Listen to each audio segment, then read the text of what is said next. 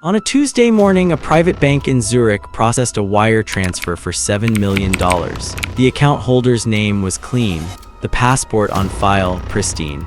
The transaction went through without a single red flag. There was just one problem. The person who owned that account didn't exist. No birth certificate, no tax history, no school records. No one had ever met him because there was no him. Just a name, a photograph, and a legal identity assembled from paper. And yet that non-existent person held a bank account that had moved millions of dollars, purchased a London apartment, and paid a team of lawyers, all without ever drawing breath. You might think this is rare. It isn't. In fact, the only reason we know about this case is that someone made a mistake, a missing signature on a form, a phone call to an address that turned out to be an empty office above a laundromat.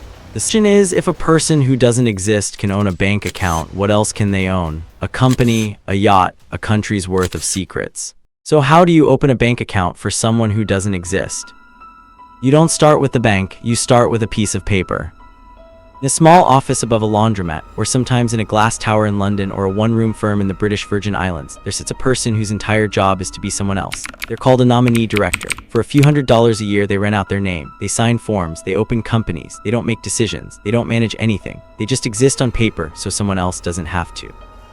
One such nominee, a retired accountant in his 70s, was later found to be the listed director of more than 400 companies. He had never visited any of them. He couldn't have told you what they did, but each one was a small brick in a wall that now hides billions of dollars from tax authorities, ex-spouses, and law enforcement.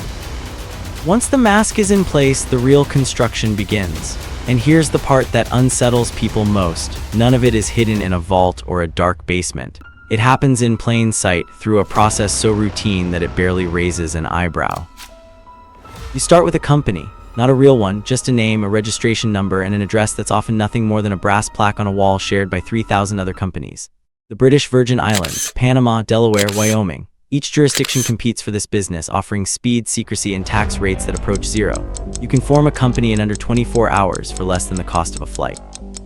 Then you create a second company. This one owns the first, then maybe a third registered in the Cook Islands or Belize, which owns the second. Each layer adds distance between the money and the human being behind it. The companies don't do anything. They don't make products. They don't employ anyone. They exist for one reason: to make ownership disappear into a fog of legal paperwork.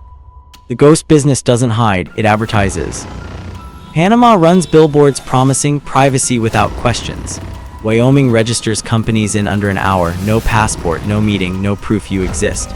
London law firms market confidential structures to anyone with enough zeros in their account. This isn't a dark web secret. It's a competitive industry with brochures and toll-free numbers. Their business owners terrified of lawsuits, politicians hiding sudden wealth, families who simply don't trust governments. Each one makes the machine a little more normal, a little more accepted. But every machine, no matter how well oiled, has a moment when the gears slip. In 2016, the gear slipped. A law firm in Panama, quiet, respected, 4 decades building these structures, received a message. An anonymous source, not a government, not a spy, just someone with access to the files. The source didn't hand over one document, it handed over 11.5 million. Emails, contracts, passport copies, the engine room of the offshore world suddenly exposed. The firm's name was Mossack Fonseca. Overnight, the ghosts had names: a prime minister, a football star, a king. The mask cracked wide open. But here's what most people missed: the leak didn't stop the system. It just turned on the lights for a moment. For every account exposed, 100 stayed in the dark. The nominees kept signing, the banks kept accepting. The gears slipped, but the fog didn't clear, it just shifted. The fog isn't only in Panama. It's in London, where a $40 million apartment is owned by a company in the British Virgin Islands. It's in New York, where a Fifth Avenue penthouse sits empty, purchased by an LLC whose owner has never been identified. It's in Sydney, in Vancouver, and Miami, cities where housing prices have detached from local wages, pushed upward by money that moved through the same ghost structures. The same machinery hides art in Geneva freeports, shields sports teams from accountability, and moves oil through sanctioned ports.